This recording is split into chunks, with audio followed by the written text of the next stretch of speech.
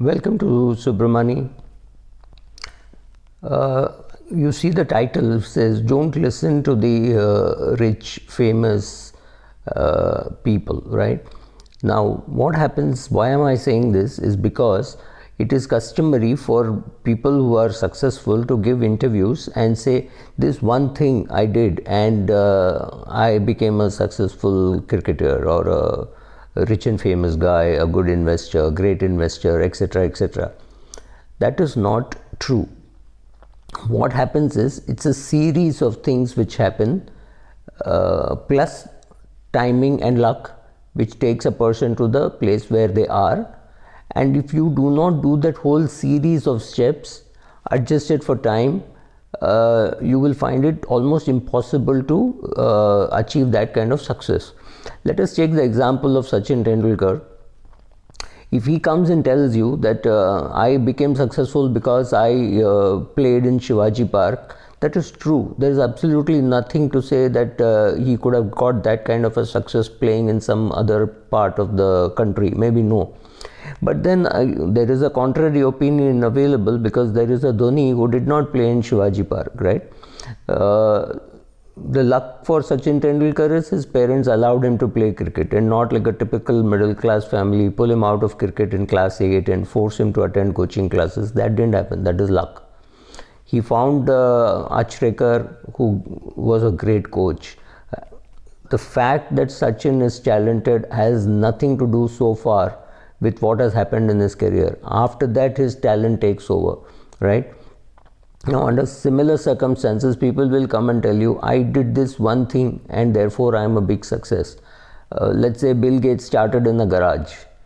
These are things which just accidentally happened. After an event has happened, don't go and analyze the past and say, oh, this is what he should have done right, this is what he did right. Even if you do analyze, realize that when Sachin Tendulkar started playing cricket, it was the 1980s. Maybe there was less competition, right? Anything is possible. So, sorry, Sachin Tendulkar didn't play in the 80s. Sachin Tendulkar played much later, but yeah, maybe 90s. The thing is, what are all the steps which are necessary? Can you take them? And are those steps still valid?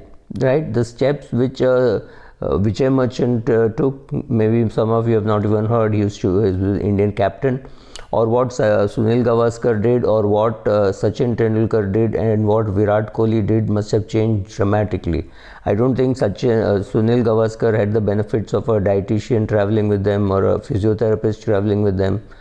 They did not have, and they played cricket, right? So circumstances change.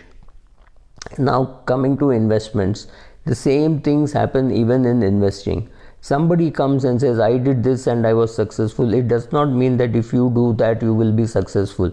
All these conditions are absolutely necessary. You don't understand compounding, doesn't matter. As long as you do your SIP, you will make your return. But if you get confused saying, will compounding work here, will compounding not work here, don't get too much into the mathematics of why it will work, why it will not work. Once you believe that if you save more and invest it wisely, you will make money. That is far more important than understanding how it works. There are many people who come and masquerade on Twitter and the mainstream media and in the social media as experts giving advice. Please beware of people who have never done advising as a career.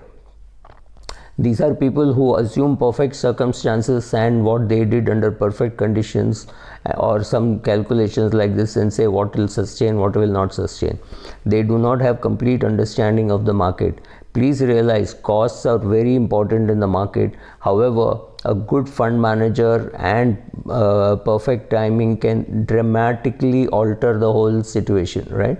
I am willing to pay a high price for a good fund manager who's got good performance simply because I know him for 20 years or 25 years. I am not willing to reallocate my portfolio just because he has not performed for a couple of years, or maybe even 3 years he has not performed. Once in a while I may talk to him and say, is this sustainable? And that's about all. Beyond that, I don't do a portfolio review. Many of my shares underperform the index, many of my shares outperform the index. I honestly do not get into, am I outperforming the index continuously on every share? It to me doesn't matter, and I cannot be compared to the index because I buy and sell also. I trade apart from investing, so all that gets into my return.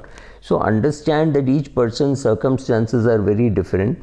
So just because somebody started his life in a hutment and is now driving a Ferrari, it does not mean that he can himself understand all the steps that he took and how much of it was by luck and how much of it was just accidentally happened, right? So please remember all that, and also remember that not that everything that a person says you can listen and you can sustain. Your circumstances can be very different. It's very different for a rich guy who is anyway son of a rich father to come and say, I did this. It is easy to say, save more, invest more, right?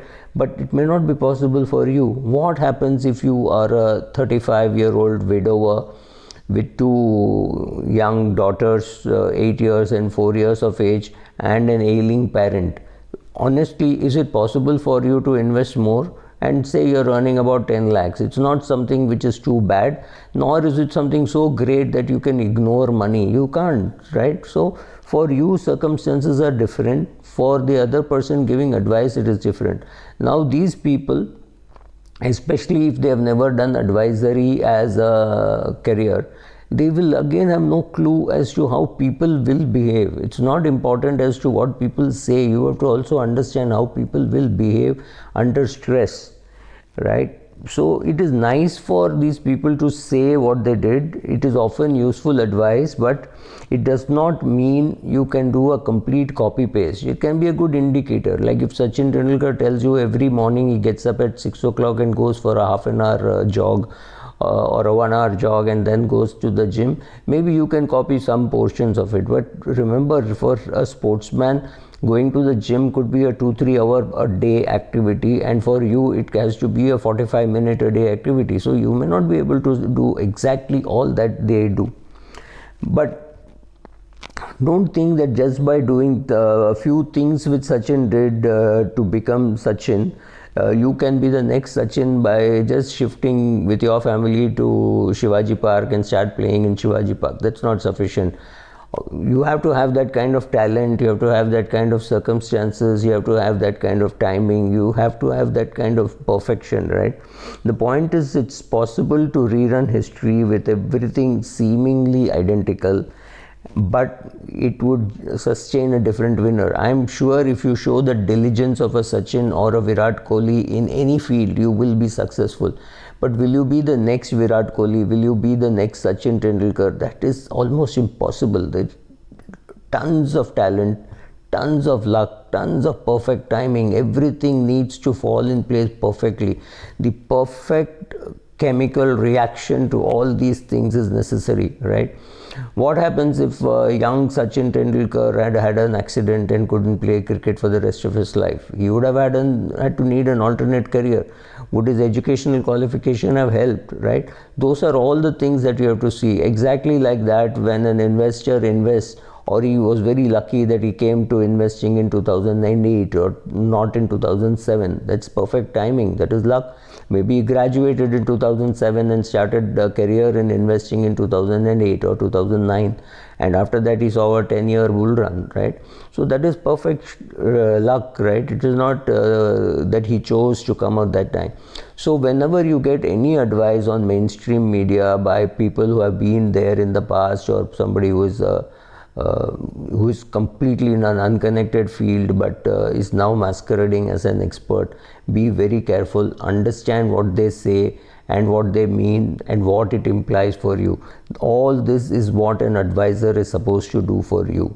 So the mess that people create without going through an advisor, I think it requires a separate episode. I will do that too, as time permits. Thank you.